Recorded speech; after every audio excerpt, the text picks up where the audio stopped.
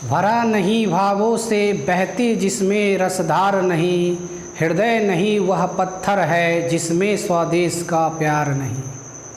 Hello student, welcome to our YouTube channel PSC Educare. आज स्वतंत्रता दिवस के शुभ अवसर पर आप सभी को ढेर सारी शुभकामनाएं। हम लोग बात कर रहे थे इंटेक्स के प्रॉब्लम्स पर, और आप लोगों को होमवर्क में भी हम लोगों ने दिया था कि आप जो भी क्वेश्चंस हैं उन सबको बना करके आना है जो नर्स इक्वेशन से रिलेटेड है, ठीक है, और इलेक्ट्रोकेमिकल सीरीज से रिलेटेड है। हमें उम्मीद है कि आप लोगों ने ज़रूर इस क्वेश्चन को सॉल्व किया होगा। अगर आप नहीं भी किए हैं तो आप यहाँ पर समझने का प्रयास करिए, जो चीज़ बताया जाएगा उसको अच्छे ढंग से समझने का प्रयास करिए, और तब आप जब एनसीईआरटी का बुक उठाइएगा और उसको सॉल्व करने का कोशिश करिएगा तो ज़रूर वो बनेगा, ठीक है। तो चलिए हम पहले क्वेश्चन की तरफ बढ़ते हैं, ठीक है। क्या है, देखिए हमारे पास बुक है जो एनसीईआरटी का है, हिंदी मीडियम का बुक है। आप किसी भी मीडियम का बुक लीजिए, किसी भी मीडियम से आप बना सकते हैं, केवल उसके जो क्वेश्चंस हैं उसको समझना होता है।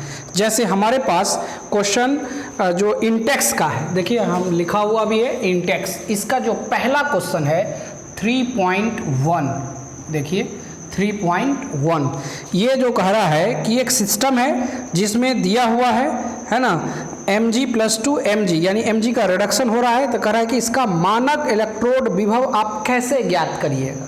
क्या निकालना है, मानक इलेक्ट्रोड विभव आप कैसे निकालिएगा। चलिए इसको अब हम यहाँ रख देते हैं और देखिए समझने का कोशिश करिए। देखिए दिया क्या है, आपको दिया हुआ है कि Mg+2 और ये Mg, ये इस तरह का दिया हुआ है, ठीक है। अब आपसे क्या पूछ रहा है कि आप बताइए कि इसका स्टैंडर्ड रिडक्शन पोटेंशियल या इलेक्ट्रोड पोटेंशियल भी आप कह सकते हैं। ये देखिए ये इस तरह का दिया हुआ है, ये आप कैसे निकालिएगा ये आपको बताना है, ठीक है। तो देखिए इसके लिए हम लोगों को क्या करना होता है, आपको याद होगा, इसके लिए एक सेटअप तैयार करना होता है SHE के साथ। किसके साथ, SHE। देखिए किसके साथ, SHE। SHE का क्या मतलब, SHE का मतलब होता है स्टैंडर्ड, ध्यान से, स्टैंडर्ड हाइड्रोजन इलेक्ट्रोड क्या होता है, स्टैंडर्ड हाइड्रोजन इलेक्ट्रोड। इसको हम लोग क्या बोलते हैं, मानक हाइड्रोजन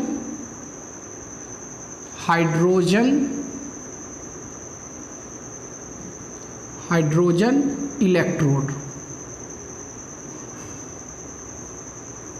ठीक है, मानक हाइड्रोजन इलेक्ट्रोड, ठीक है। इसका एक सेटअप तैयार करते हैं, किस रूप में, तो देखिए हमारे पास ये देखिए ये इस तरह का रहता है,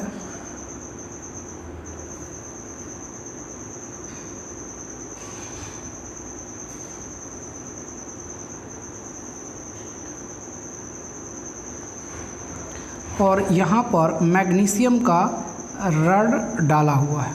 देखिए ये इस तरह के, और इसके अंदर इसमें जो भरा हुआ है वह क्या भरा हुआ है, मैग्नीशियम सल्फेट भरा हुआ है, ठीक है।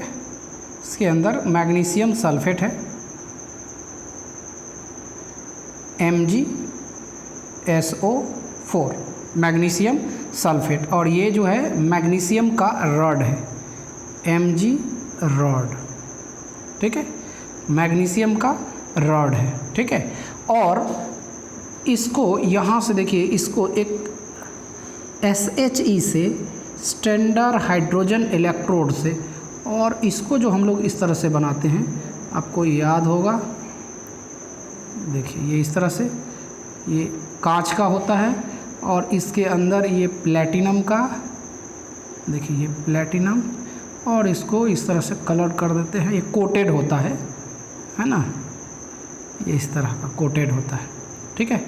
और ये जो वायर है, ये देखिए इसको हम इसको कनेक्ट करते हैं किससे, वोल्ट मीटर से। देखिए यहाँ पर वोल्ट मीटर है और इससे इसको कनेक्ट कर दिया गया। अब देखिए ये वोल्ट मीटर है, इसको इसके अंदर क्या भरा हुआ है, देखिए ये तो आप जानते हैं, आप कह सकते हैं HCl यानी H+ का कंसंट्रेशन है।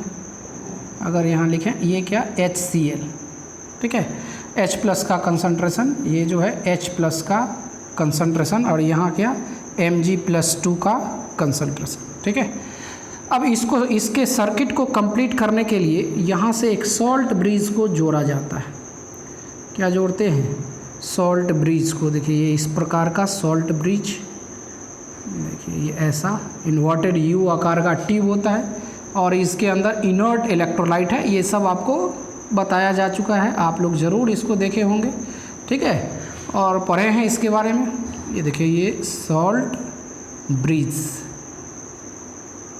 ब्रिज, ठीक है, और ये मैग्नीशियम का रॉड है, ये इस तरह से।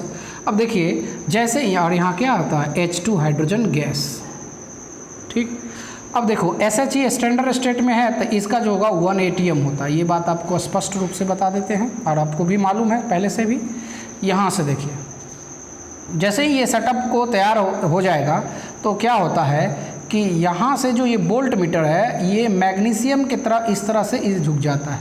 इसका मतलब है कि इस तरफ से करंट का डायरेक्शन है, ये करंट विद्युत धारा आ रहा है, और इलेक्ट्रॉन का जो है ये जो इधर से देखिए इलेक्ट्रॉन का प्रवाह इसके विपरीत हो जाएगा, ये इधर, ये हो गया इलेक्ट्रॉन का प्रवाह, ठीक है। और जैसे ही इलेक्ट्रॉन का प्रवाह हो रहा है तो ये जो होगा वो क्या होगा, एनोड होगा, मतलब निगेटिव होगा, ये निगेटिव है, और ये क्या है, कैथोड है, ये क्या है, कैथोड है, और ये पॉजिटिव है, ठीक है। ये कैथोड है, ये पॉजिटिव है। इससे पता चलेगा जैसे ही सेटअप तैयार होगा तो यहाँ से पता, और इसका अंक ये जो वैल्यू भी आपको दिखाएगा, ये जो वैल्यू है एग्जैक्ट, इसका जो वैल्यू अगर मैग्नीशियम है तो इसका जो वैल्यू होता है वो होता है कितना, ये जब इसको कैलकुलेट करिएगा तो ये जो मैग्नीशियम का जो वैल्यू है वो यहाँ पर इनोड सेल का मतलब एग्जैक्ट जो वैल्यू होता है वो आ गया, भले ही आपका स्टैंडर्ड रिडक्शन पोटेंशियल का वैल्यू नेगेटिव में आएगा जो इसका कैलकुलेट करेंगे, लेकिन यहाँ जो ई सेल का जो वैल्यू है वो दिखाता है ये 2.36 वोल्ट, ये दिखाता है 2.36 वोल्ट को ये दिखाता है, ठीक है। तो ये इनोड सेल इसको कहते हैं, ये वैल्यू क्या बोलते हैं, इनोड सेल। अब आप देखिए यहाँ से हम लोगों को निकालना होगा इनोड सेल, ये इक्वल टू क्या होगा, तो हम लोग क्या पढ़े हैं, है ना, देखिए यहाँ लिखेंगे वी नो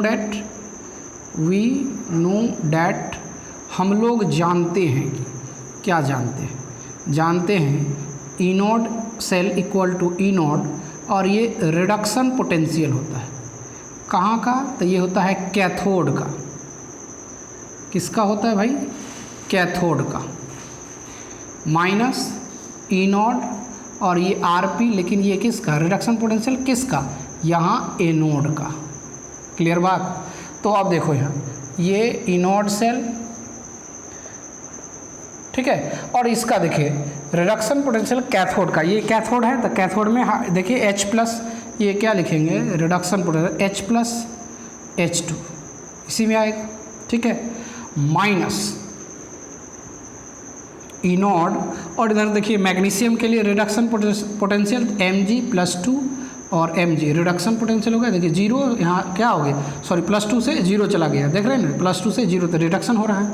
अब ये देखो यही वैल्यू आपको निकालना है, देखिए ये वैल्यू आपको निकालना है, और ये यहाँ से इंडिकेट करेगा, ये देखिए ये जो आपका है सेटअप, यहाँ से वोल्ट मीटर ये दिखाएगा, तो कितना आ जाएगा, ये वैल्यू कितना दिया हुआ है 2.36 इक्वल टू, ये हो जाएगा कितना, इसका बताइए SHE में। देखिए SHE के लिए आपको याद होगा कि जो स्टैंडर्ड हाइड्रोजन पोटेंशियल का जो वैल्यू होता है वो कितना होता है, 0 होता है, कितना होता है, 0 होता है। तो ये हो गया 0 माइनस इनोड Mg+2 और ये Mg, ठीक है। इसीलिए आप लिख सकते हैं इनोड Mg+2 और ये Mg इक्वल टू, देखिए ये माइनस है तो ये वैल्यू यहाँ माइनस आ जाएगा, -2.36 वोल्ट, यही आंसर हो गया, ठीक है ना। तो देखिए इस तरह से हम लोग इसको कैलकुलेट कर लिए। आगे बढ़ें, इसको मिटा देते हैं। तो चलिए इसको मिटा देते हैं। ये हो गया हमारा पहला क्वेश्चन, ठीक है। उसके बाद हमारे पास दूसरा क्वेश्चन है, क्या आप एक जिंक के पात्र में कॉपर सल्फेट का विलयन रख सकते हैं? क्या पूछ रहा है? कॉपर सल्फेट का विलयन रख सकते हैं। देखिए बहुत ही इंटरेस्टिंग है, ठीक है, और आप लोग भी इसको पढ़े होंगे, ज़रूर इसको पढ़े होंगे एक बार, है ना। तो देखिए इसमें कह रहा है कि क्या आप एक जिंक के पात्र में कॉपर सल्फेट के विलयन को रख सकते हैं? तो चलिए रख सकते हैं या नहीं रख सकते हैं कैसे पता करेंगे? आंसर अगर एक लाइन में देना हो तो हम सीधा कह सकते हैं नहीं रख सकते हैं। आप कहिएगा नहीं कैसे रखिएगा, तो चलिए उसका बारे में बात करते हैं कि नहीं कैसे रखेंगे। मिटा देते हैं इसको।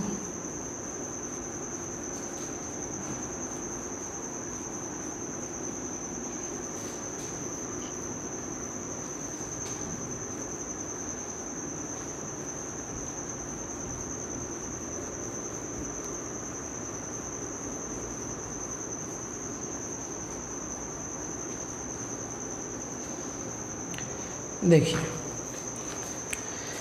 क्वेश्चन नंबर हो जाएगा कितना? 3.2, ठीक है। तो इसका आंसर हो जाएगा नो। पहला बात तो ये लिख दिए नो। क्या नो? इसके बारे में आपको थोड़ा सा और अगर बढ़ा के लिखना हो तो क्या लिख सकते हैं? यहाँ पर पूछता है कि कैन यू, यानी आप देखिए इंग्लिश में अगर देखिएगा तो लिखा होगा क्या? Can you store copper sulphate in zinc pot, यानी जिंक के बर्तन में आप कॉपर सल्फेट को रख सकते हैं? तो हम लोग आंसर इसको क्या लिखते हैं? नो, नहीं रख सकते हैं, है ना। No, we can not store copper sulphate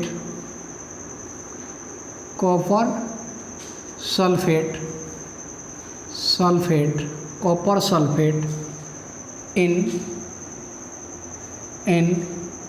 zinc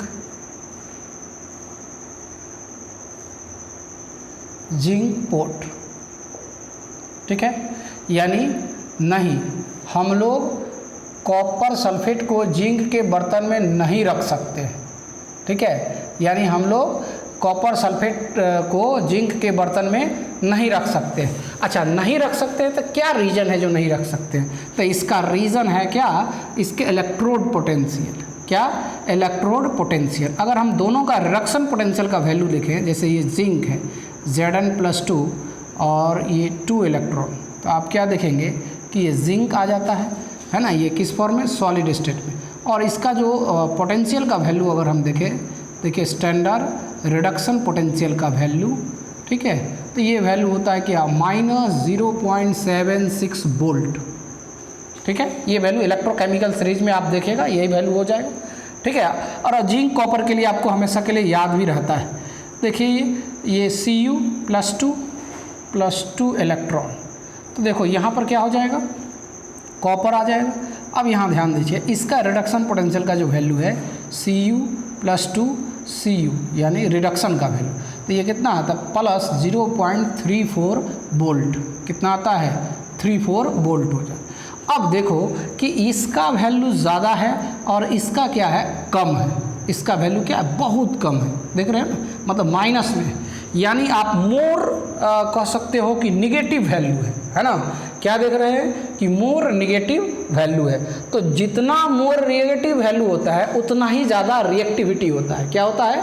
reactivity होता है। यानी आप कंसेप्ट है यहाँ देखिए, कंसेप्ट है कि मोर निगेटिव वैल्यू, है ना, more negative value of E not, यानी स्टैंडर्ड रिडक्शन पोटेंशियल का जितना ज़्यादा निगेटिव वैल्यू होगा उसकी रिएक्टिविटी भी उतना ही अधिक होगा। यहाँ लिखेंगे कि मोर निगेटिव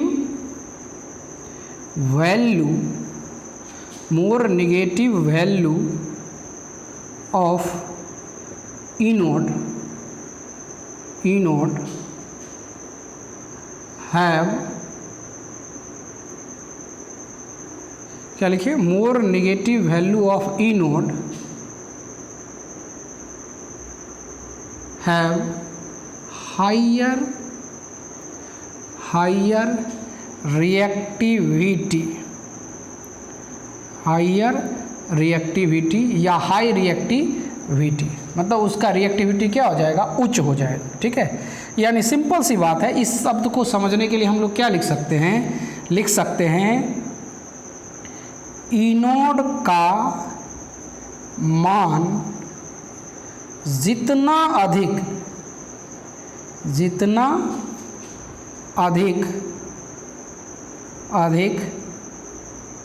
ऋणात्मक होगा उतना ही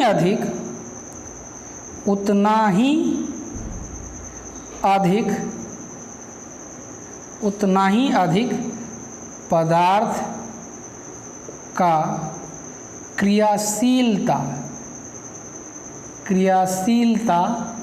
होगा, भी होगा लिख सकते हैं। उतना ही अधिक पदार्थ का क्रियाशीलता भी होगा। अर्थात आप क्या लिख सकते हैं, आप लिख सकते हैं that is Zn more reactive, Zn मतलब zinc more reactive than copper Cu। ठीक है, ऑर्डर ऑफ रिएक्टिविटी अगर हम बात करें, रिएक्टिविटी तो क्या हो जाएगा, जिंक का रिएक्टिविटी ज़्यादा हो जाएगा, किससे, कॉपर से। अच्छा, ये हो जाने से क्या होगा, ये हो जाने से होगा कि जैसे ही आप यहाँ से जिंक है और कॉपर सल्फेट का विलयन इसमें रखे हैं तो ये जिंक सल्फेट बना देगा और कॉपर विस्थापित, ये इस तरह से आ जाएगा। ठीक है, ये इस तरह का रिएक्शन कर लेगा, देखिए, है ना। तो अगर आप इसमें रखिएगा तो ये इस तरह का रिएक्शन जिंक सल्फेट बना देगा, है ना। इसीलिए हम लोग कहते हैं कि कॉपर सल्फेट को जिंक के बर्तन में नहीं रख सकते। क्लियर हो गया, स्पष्ट हो गया, कोई दिक्कत नहीं हो, है ना। लेकिन अगर ये उल्टा होता है, उल्टा क्या कहना, देखिए उल्टा रहता है, देखिए समझिए इस बात को। ये देखिए ये जिंक का पोर्ट है, अब हम लेते हैं कि ये कॉपर का पोर्ट होता, कॉपर PER, ठीक है, कॉपर का पोर्ट होता है। ठीक है, तो क्या इसमें जिंक सल्फेट को रख सकते हैं, कॉपर का पोर्ट में जिंक सल्फेट को रख सकते हैं। देखिए तो, अरे भैया ये कॉपर का है बर्तन है, आप उसमें हमको जिंक सल्फेट रखना है, तो ध्यान से रखिएगा, देखिए समझिएगा, यहाँ पर लिख देते हैं, अगर ये नोट करके ये समझिए बात को। देखिए ये जो है जिंक है, सल्फेट है, और किस में रख रहे हैं, कॉपर में। ध्यान से देखिएगा, यहाँ हो जाएगा नो रिएक्शन। ठीक है, और जब नहीं रिएक्शन होगा तो हम इसको रख सकते हैं। क्यों नहीं होगा, तो ये देखिए ये लेस, ये देखिए समझिए, ये होता है क्या, लेस रिएक्टिव, ये कम रिएक्टिव होता है, और जिंक क्या होता है, मोर रिएक्टिव होता है। अब ये जो है इसको अब स्थापित नहीं करेगा, इसको यहाँ से नहीं हटा पाएगा। ये जो होता है ये कम पावर वाला होता है, ये ज़्यादा पावर वाला होता है। तो पावरदार जो हुआ वो अपने में से जाने देगा, नहीं जाने देगा, इसीलिए इसको ये आसान, इसको इधर से नहीं खींच पाएगा। लेकिन इसका रिएक्टिविटी ज़्यादा होता है जिंक का, यहाँ पर जो कॉपर सल्फेट है इसको आसानी से अपने तरफ खींच लेगा और जिंक सल्फेट बना लेगा और कॉपर को विस्थापित कर देगा।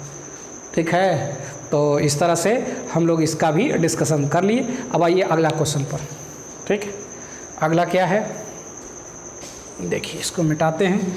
अगला तो है कि मानक इलेक्ट्रोड विभव की तालिका का निरीक्षण कर 3 ऐसे पदार्थ बताएं जो अनुकूल परिस्थिति में फेरस आयनों को ऑक्सीकृत कर सकते हैं। अब देखिए ये कहता है कि भाई बताइए कि 3 ऐसे पदार्थ बताइए जो उसको ऑक्सीकृत कर देता है। किसको, फेरस को। किस में, फेरिक में। अच्छा, तो देखते हैं क्या होगा।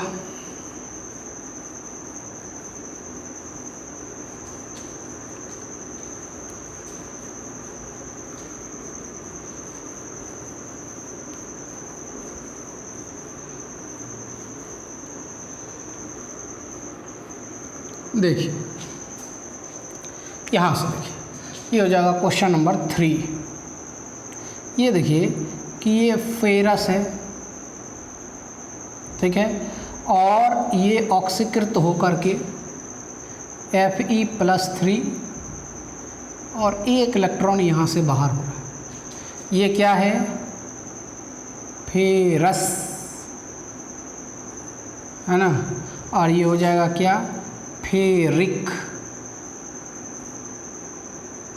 ये हो गया ऑक्सीडेशन, उच्च ऑक्सीडेशन स्टेट, और ये क्या हो जाता है? लो ऑक्सीडेशन स्टेट। तो ज़्यादा वाला इक और कम वाला अस, तो फेरस। आई हो गया फेरिक। अब यहाँ पर देखिए ऑक्सीडेशन है, तो यहाँ पर ऑक्सीडेशन पोटेंशियल इसका लिखिएगा। ऑक्सीडेशन पोटेंशियल -0.77 वोल्ट, ठीक है। ये क्या हो जाएगा? -0.77 वोल्ट, ये ऑक्सीडेशन। और इसका रिडक्शन पोटेंशियल क्या हो जाएगा? रिडक्शन पोटेंशियल यही वैल्यू हो जाएगा, प्लस में हो जाएगा। क्या याद आया? ठीक है, ये किस में हो जाएगा? रिडक्शन पोटेंशियल प्लस में हो जाएगा, और ऑक्सीडेशन ये इस तरह से दिया हुआ।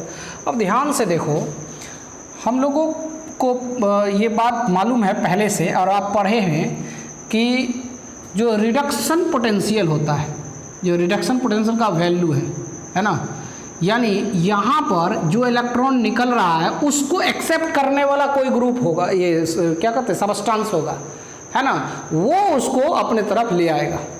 ठीक है, यानी वो कौन हो सकता है? वो यही होगा जिसका रिडक्शन पोटेंशियल का वैल्यू इससे ऊपर हो, यानी इससे ज़्यादा हो। जिसका रिडक्शन पोटेंशियल का वैल्यू इससे ज़्यादा होगा, वही इसको ऑक्सीडाइज कर सकता है। तो 3 तो साधारण है जो आप आसानी से उसके सबसे ऊपर वाला में से दिखा सकते हैं। क्या लिख सकते हैं? जो 3 बात कर रहा था, 3 को आसानी से लिख दीजिए। F2 हो जाएगा, Br2 हो जाएगा, ऐसे पहले Cl2 लिख देते हैं, Cl2 हो गया, Br2 हो गया।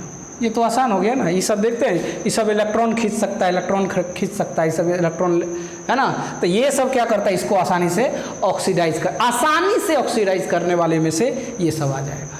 क्लियर हो गई बात? क्या? एक बार फिर से समझिए। क्या? जिसका वैल्यू, देखिए, जिसका वैल्यू जो रिडक्शन पोटेंशियल है इससे ज़्यादा होगा इलेक्ट्रोकेमिकल सीरीज में, वह आसानी से इसको ऑक्सीकृत कर देगा, फेरस को फेरिक में परिवर्तित कर देगा आसानी से। कौन? तो इससे ज़्यादा होने वाला, इनसे ज़्यादा होने वाले में कौन है? ये आपका F2 हो गया, फ्लोरीन का, क्लोरीन का, ब्रोमीन का। ये सब देखिएगा आसानी से ये इलेक्ट्रॉन को खींच लेगा, अपने तरफ खींच लेगा। इसका जो इलेक्ट्रॉन है उसको अपने तरफ खींच लेगा, आसानी से खींच लेगा और इसको ऑक्सीडाइज कर देगा। क्लियर हो गई बात? किसी तरह का दिक्कत नहीं होगा। चलिए, तो ये हो गया, 3 उदाहरण था, 3 दे दिए। आप ऐसे भी देखिएगा इलेक्ट्रोकेमिकल सीरीज जो आपके पास है उस सीरीज में देखिएगा तो ये सब टॉप में है, ऊपर में है, और इसको जब देखिएगा तो ये जो है इसके नीचे है, तो इसके ऊपर जो भी होगा उस सबको, वो सब इसको ऑक्सीडाइज कर देगा। क्लियर? चलिए, आसानी से कर देगा। तो हम 3 उदाहरण दे दिए, ये सब आसानी से कर देगा। अब आइए हम चलते हैं क्वेश्चन नंबर 4 पर। 4 नंबर क्या है भाई, इसको देखा जाए, सबको मिटा देते हैं।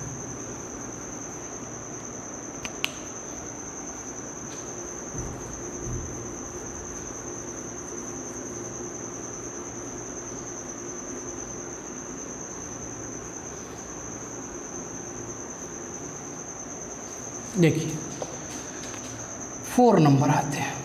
क्वेश्चन नंबर 4 क्या है, थोड़ा सा एक बार NCERT में देख लें।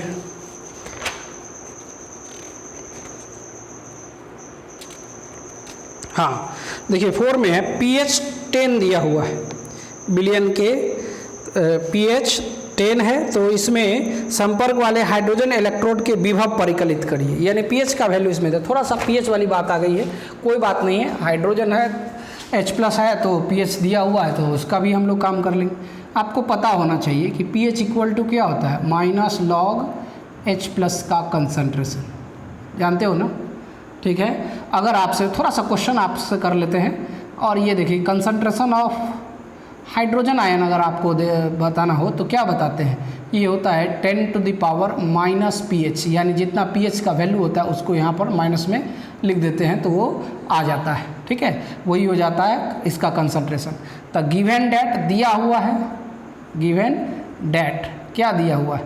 दिया हुआ है कि आपके पास pH का वैल्यू pH इक्वल टू कितना है 10 है, तो इसीलिए H+ का कंसंट्रेशन कितना हो जाएगा? ये हो जाएगा 10 to the power minus pH, तो pH का वैल्यू कितना है 10 है, तो ये -10 हो जाएगा। ठीक है, ये हो गया pH का वैल्यू। ठीक, अब आप देखिए जो यहाँ पर आपके पास रिडक्शन पोटेंशियल होगा, ये देखिए ये आपके पास H है और इसको 1 इलेक्ट्रॉन प्राप्त होगा, तो यहाँ देखिए H2 बनाता है, तो बैलेंसिंग करने के लिए इसको ये इस तरह से हम लोग लिख सकते हैं। ठीक है, यहाँ भी 2 भी हम लिख सकते हैं, इसमें कोई बात नहीं है ना। ये देखिए अब इसके लिए अप्लाइंग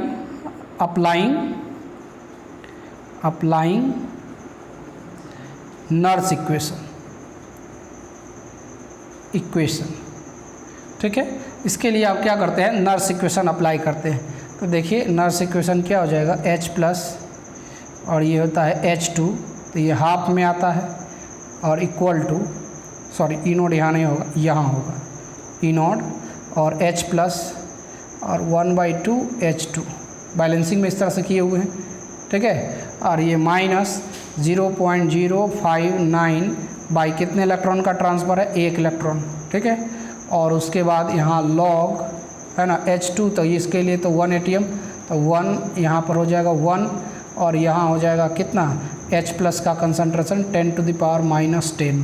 देखिए ये H+ का कंसंट्रेशन यहाँ पर आएगा। ठीक है, अब क्या करोगे, ये EH+ और 1/2 H2 इक्वल टू, इसका वैल्यू 0 होता है, standard reduction potential hydrogen electrode का ये कितना हो जाएगा, ये 0 हो जाएगा यहाँ, है ना, स्टैंडर्ड स्टेट में, और -0.059 और ये तो 1 है, और लॉग ये देखिए ऊपर चला जाएगा तो 10 टू द पावर 10 हो जाएगा। क्लियर, आगे बढ़ते हैं। देखिए ये आ जाएगा क्या, EH+ 1/2 H2 इक्वल टू, है ना, ये हो जाएगा, ये तो माइनस ही होगा, माइनस ये 0.059 और log 10 टू द पावर 10 है, तो 10 मल्टीप्लाई में आ जाएगा यहाँ, और log 10 तो आपको याद होना चाहिए, चूँकि log 10 इक्वल टू होता है 1, इसीलिए H+ H2 equal to -0.059 into 10, और जब इसको सॉल्व करोगे तो -0.590 वोल्ट, यही आंसर हो जाएगा। ठीक है, यही आंसर हो जाएगा। आप इसका आंसर इंटेक्स वाले का मिला सकते हैं। क्लियर हो गया। नेक्स्ट 5वां नंबर चलते हैं। ठीक है, क्या है थोड़ा सा उसको भी देख लें। ये दिया हुआ है आपको 3.5 में, एक सेल के EMF परिकलित कीजिए जिसमें निम्नलिखित अभिक्रियाएं होती है, और दिया गया है E0 सेल का वैल्यू आपको दिया हुआ है। चलिए इसको देखते हैं हम लोग, मिटा देते हैं इसको। क्लियर, ये देखिए यहाँ से मिटा दिया।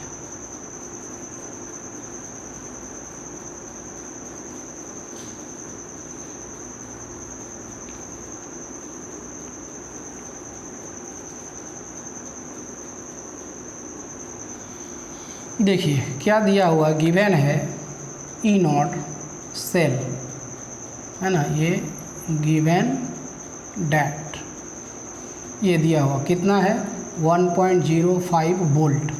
ठीक, और एक रिएक्शन दिया हुआ है, सेल रिएक्शन, ये है निकेल प्लस 2Ag, है ना, प्लस यहाँ वैल्यू दिया हुआ है 0.002। ठीक है, और फिर यहाँ दिया हुआ है निकेल प्लस 2, और इसका जो वैल्यू है वो दिया हुआ है 0.160। ठीक है, और प्लस ये दिया हुआ है 2Ag। ठीक है, तो अब ये इसका सेल नोटेशन लिखिएगा, सेल नोटेशन, ये तो आपको मालूम है है ना, या सेल रिप्रेजेंटेशन भी आप कह सकते हैं। यहाँ से देखिए ये निकेल यहाँ तक आया है तो देखो क्या हो रहा है, ऑक्सीडेशन हो रहा है, ऑक्सीडेशन हो रहा है। इसका मतलब ये एनोड का काम है। ये देखिए इसका रिडक्शन हो रहा है, प्लस था 0 हो गया ऑक्सीडेशन नंबर, तो ये हो गया क्या, रिडक्शन का काम हो रहा है, रिडक्शन का काम हो रहा है। ठीक है, अब देखो जो निकेल है वो किस में कन्वर्ट हो रहा है, निकेल +2 में, और ये सॉल्ट ब्रिज, और ये जो है Ag+, और इसका जो वैल्यू है 0, ये देखो इसको लिखने का ज़रूरत है नहीं, ये तो यहाँ पर हम लिख लेंगे, ये हो जाएगा Ag। क्लियर। तो ये देखिए ये एनोड वाली बात हो गई, और ये कहाँ हो गया, कैथोड का, कैथोड का हो गया। ठीक है, अब देखो अब इसके लिए हम लोग क्या करेंगे, अप्लाइंग नर्स इक्वेशन। इसके लिए नर्स इक्वेशन अप्लाई करिए, तो अप्लाई करिएगा तो आपके पास होगा E cell equal to E not cell minus 0.059 by कितने इलेक्ट्रॉन का ट्रांसफ़र हो रहा है, 2 इलेक्ट्रॉन का हो रहा है। चेक करके देख लीजिए, n इक्वल टू 2 होगा। ठीक है, और लॉग देखिए यहाँ हो जाएगा निकेल +2 एनोड वाले बाई कैथोड वाले Ag+। ठीक है, तो Ag में कितना है, 2 है, तो ये पावर हो जाएगा।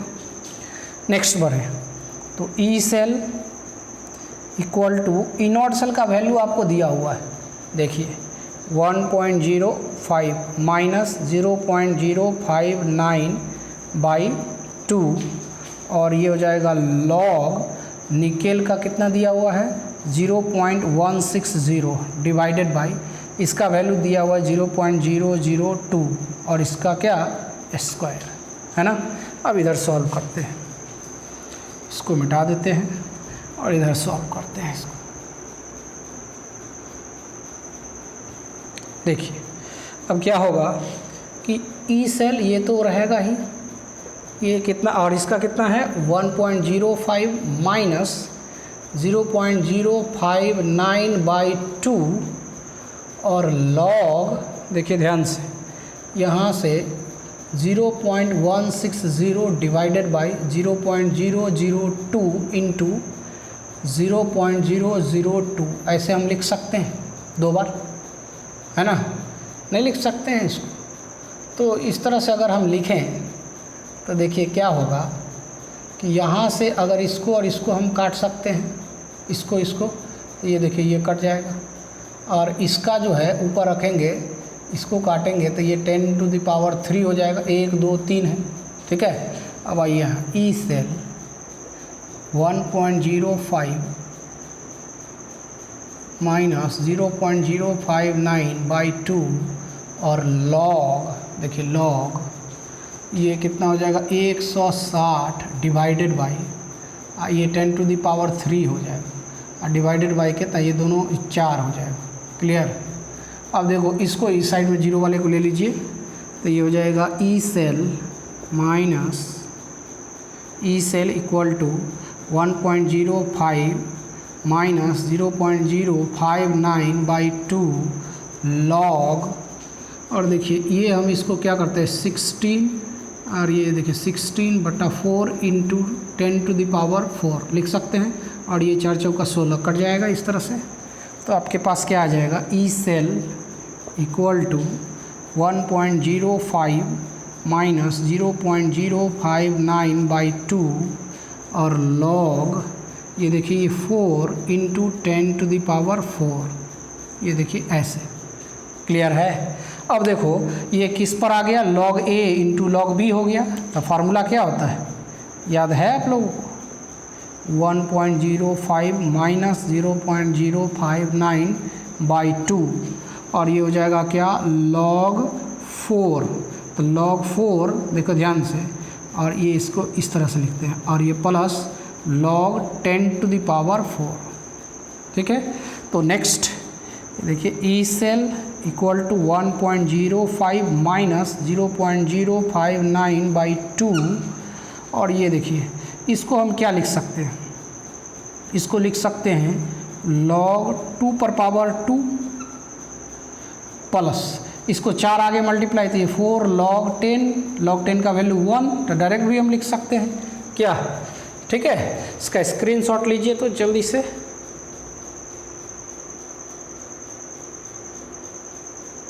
ठीक है ना। अब आते हैं इधर, इसको मिटा देते हैं, ये देखिए इसको मिटा देते हैं।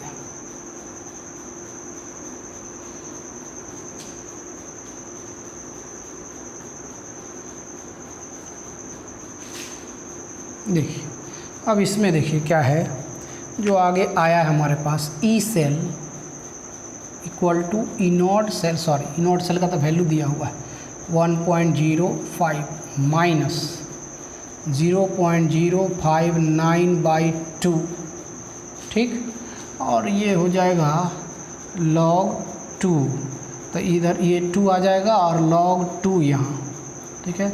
और प्लस ये 4, log 10 का वैल्यू तो 1 हो गया, तो 1 से मल्टीप्लाई कर देंगे। log 2 का वैल्यू आपको याद होगा, नहीं है याद? ज़रूर याद होगा। नहीं याद है तो अभी याद कर लीजिए। क्या होता है 2 × 0.301, देखिए log 2 का वैल्यू 0.301 प्लस 4। क्लियर। अब क्या करना है, अब तो और आसान हो गया, आपको सॉल्व कर लेना, आंसर आ गया। देखिए हाँ, ई सेल इक्वल टू, अब इसको ये दोनों को गुना करिए, इसको जोड़िए, यहाँ जो कटने वाला काटिए, सबको गुना भाग करके यहाँ पर ये आंसर आ जाएगा। आप इसको कैलकुलेट करिए और जो आंसर आ रहा है उसको आप लिख लीजिए। क्लियर। ये इतना काम तो कर सकते हैं, इसमें नो डाउट, ठीक है। तो रफ में आप करिए और इसको लिख लीजिए जल्दी से, क्विक, और उसको आंसर मिला लीजिएगा। अब आइए नेक्स्ट, चलिए कैलकुलेशन तो हो जाएगा इसमें नो डाउट, किसी को कोई दिक्कत नहीं, क्योंकि इसको आसानी से हम लोग क्या कर सकते हैं, एक स्टेप और हम बढ़ा देते हैं। देखिए हम एक स्टेप और बढ़ा देते हैं, क्या बढ़ा देते हैं, तो ये 1.05 माइनस 0.059/2, और ये देखिए इसको मल्टीप्लाई करिएगा तो ये कितना आ जाएगा, ये हो जाएगा 206, और ये इस तरह से पॉइंट में +4, ठीक है। और इस दोनों को जोड़िएगा, डायरेक्ट जोड़ दें, इसको डायरेक्ट लिखेंगे, तो डायरेक्ट लिखेंगे तो हो जाएगा 4.602, ठीक है। और ये किस में आ जाएगा, गुना में आ जाएगा। अब उसके बाद इसको आप इस तरह से भाग कर दीजिएगा, तो जो वैल्यू आएगा उसको कैलकुलेट करिएगा तो वो आ जाएगा, आपको यहाँ पर आंसर आ जाएगा। क्लियर कर सकते हैं ना। अब तो यहाँ पर ई सेल का वैल्यू आप आसानी से कैलकुलेट कर सकते हैं, ठीक। चलिए अब हम लोग चलते हैं क्वेश्चन नंबर, ये कितना नंबर हो गया था, 5 हो गया था, 4 ही लिखा हुआ है, ये 5 हो गया है, 5 हो गया है। देख लेते हैं एक बार। हाँ, ये 5 नंबर क्वेश्चन था। अब आइए 6 नंबर पर, 6 नंबर क्वेश्चन पर आते हैं। देखिए 6 नंबर क्वेश्चन पर आते हैं, सबको मिटा देते हैं। देखिए इसमें लॉग पर ही काम था, हो गया। अब जो 6 नंबर क्वेश्चन है उसमें एंटी लॉग निकालना होगा। किस पर, एंटी लॉग। 6 नंबर वाले में एंटी लॉग निकालना होगा, और आप लोग को रिवाइज करना है लॉग एंटी लॉग, क्योंकि इसका बहुत उपयोग होगा इसमें, है ना। इसलिए आप उसको जा कर के एक बार रिवाइज करिए। एनसीईआरटी के लास्ट जो पेज है उसमें आप देखिएगा लॉगरिथम एक आएगा लास्ट में, लास्ट के कुछ पन्ने पहले आप देखिएगा उसको दिया हुआ है। आप एक बार उसको ज़रूर रिवाइज करिए, है ना। अगर आपके पास पहले से जानकारी है ना, पहले से आप पढ़े हैं, क्लास में जब बताए थे आपको इक्विलिब्रियम, उस समय हम एक बार पूरा बताए हुए, है ना।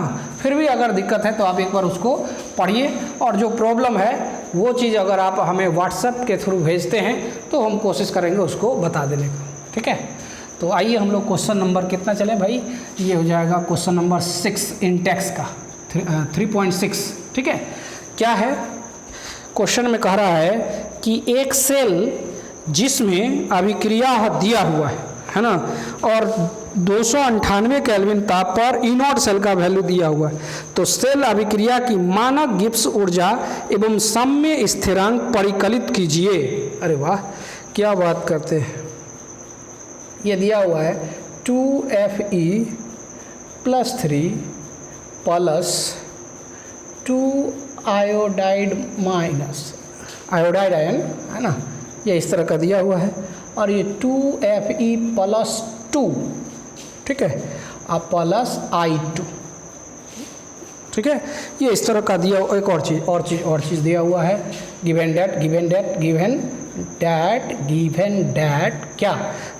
That temperature 298 kelvin, anode cell इसका वैल्यू 0.236 वोल्ट, ठीक है। क्या निकालना है? Delta G. और क्या निकालना है? और निकालना है के सी, यही दो चीज़ निकालना है, ठीक है। और जैसे ही ये दो चीज़ की बात हो रहा है, आपको हम केवल फार्मूला बताएंगे, आंसर आपको लाना है। क्या करना है? केवल और केवल हम आपको फार्मूला बताएंगे। देखिए, इसके लिए ये स्टैंडर्ड स्टेट में निकालना है, इसका भी, ठीक, इसका। तो चलिए, अब हम लोग जानते हैं, वी नो डैट, हम लोग जानते हैं कि, क्या जानते हैं? हम लोग जानते हैं delta G not gives energy, free energy इसी को कहते हैं। ये होता है -NF ई नॉट सेल में। देखो यहाँ ई नॉट सेल का वैल्यू दिया हुआ है F 96,500, N इलेक्ट्रॉन की संख्या कितना हो जाएगा, ये आपको पता करना होगा, ठीक है। ये यहाँ से पता करना होगा, तभी तो होगा क्लियर। तो इसके लिए क्या करोगे?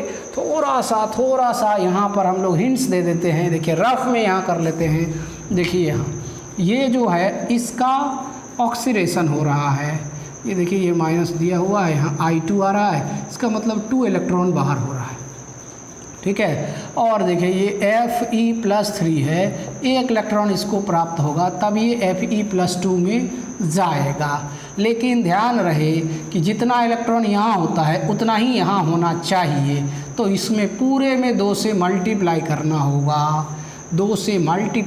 होगा, और यहाँ इसका जो इलेक्ट्रॉन है 1, इससे मल्टीप्लाई करना होगा। और जैसे ही आप मल्टीप्लाई करके जोड़िएगा, यहाँ 2 आ जाएगा, यहाँ 2 आ जाएगा, क्लियर है। और ये इक्वेशन आपका आ जाएगा। कैसे? तो देखिए, Fe+3 और 2 से आपने मल्टीप्लाई किया है तो ये आ गया। उसके बाद इसमें यहाँ देखिए, इसमें 1 से मल्टीप्लाई होता है, 2 आयोडाइड आयन, ठीक है। और ये देखिए, 2 इलेक्ट्रॉन ख़त्म हो गया, ये Fe+2 और 2, कोई भी पहले लिख सकते, कोई दिक्कत नहीं है। ये इस तरह से हो गया, यानी नेट 2 इलेक्ट्रॉन का ट्रांसफ़र हो रहा है। नेट कितने इलेक्ट्रॉन का ट्रांसफ़र हो रहा है? 2 इलेक्ट्रॉन का हो रहा है। तो यहाँ लिख देंगे 2 × 96,500 और इंटू 0.236।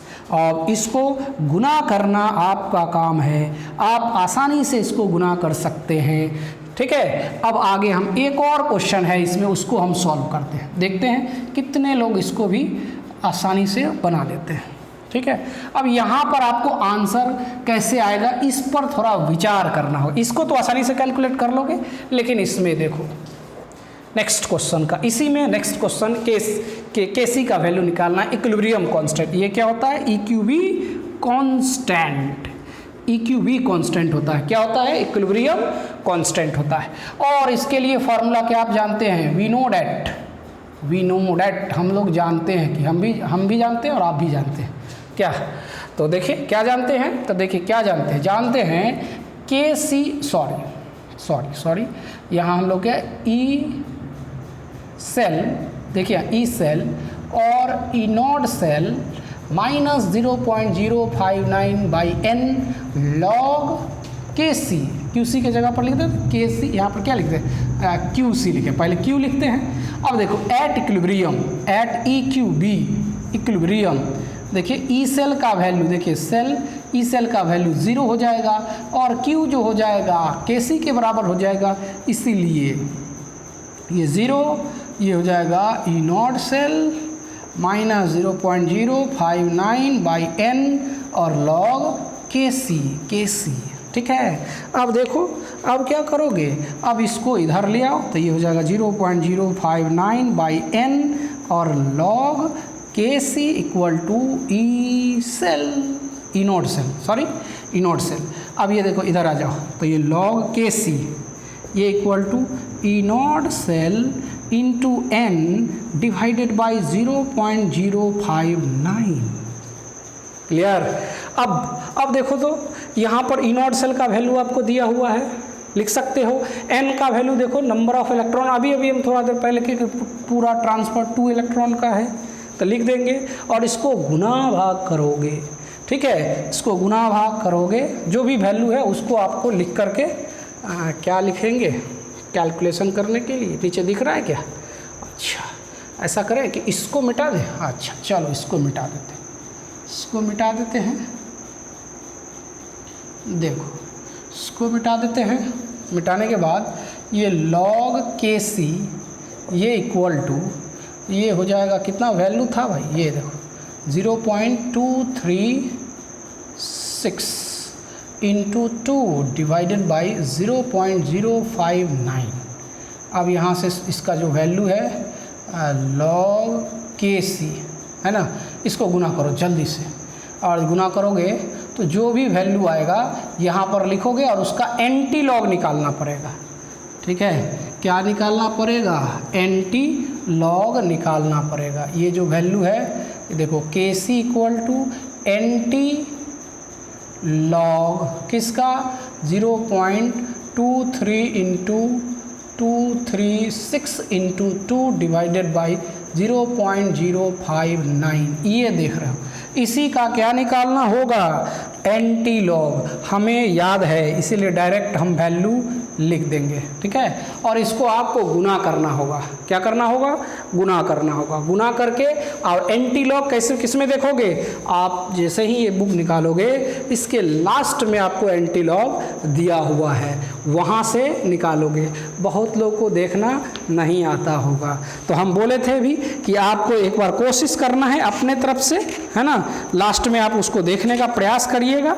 देखिए यहाँ पर लिखा हुआ है एंटी लॉग लॉग। ठीक है, तो लॉग वाले में नहीं जाना, किस में जाएंगे?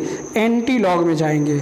ठीक है, और एंटी लॉग में जाओगे तो इसका जो गुना करने के लिए जो वैल्यू आता है वो आ जाएगा कितना। यहाँ डायरेक्ट हमको तो वैल्यू याद है तो इसको लिख देंगे हम। ये हो जाएगा 9.616 इंटू 10⁻⁷। यही आंसर है, आप देख लीजिएगा आंसर में यही आंसर है। ठीक है, या आप आंसर अपने बुक से भी देख सकते हैं, इसमें कोई दिक्कत नहीं है। ठीक है, और गुना करिएगा। एंटी लॉग देखना एक थोड़ा सा महत्वपूर्ण बात है जिसको आपको सीखना चाहिए। क्लियर, और उसको आप सीखने का प्रयास करिए, है ना। थोड़ा सा वो है कि आपको बताना पड़ता है एंटी लॉग को किसको कितने नंबर में देखना है, उसके लिए स्पेशल एक हमें क्लास लगाना होगा।